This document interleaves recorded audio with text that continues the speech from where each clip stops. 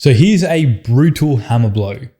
The more that you try to be disciplined, the more undisciplined you'll be. I call this the discipline deficiency paradox.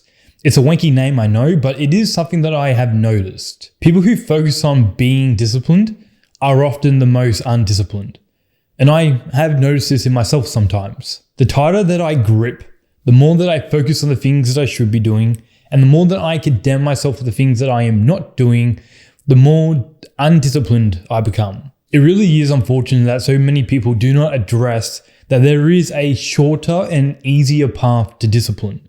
So in this video, I want to show you the only shortcut to discipline that has ever existed. And that shortcut is this. The moment that you stop treating discipline as the input is the moment that it becomes the output. And if you're not sure what that means, just hear me out for the next couple of minutes. What I really want you guys to understand here is that you need to give yourself more credit. Because if you had a really good reason to do it, then you would do it. You don't hit the snooze button 6 times on the morning that you need to catch an early flight. Because you have such an immediate and painful consequence if you do not get out of bed on time.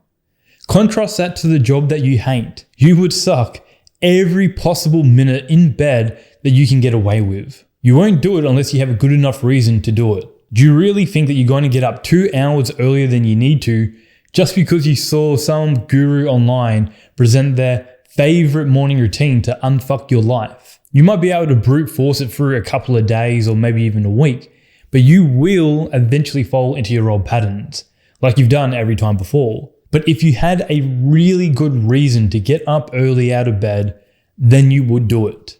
I get up most mornings so I can write these ideas, and that's all the reason that I need. My desires to work on the projects that I am building is my input, and then discipline to continue building them becomes the output, because it's simply what I want to do. The project pulls everything into place.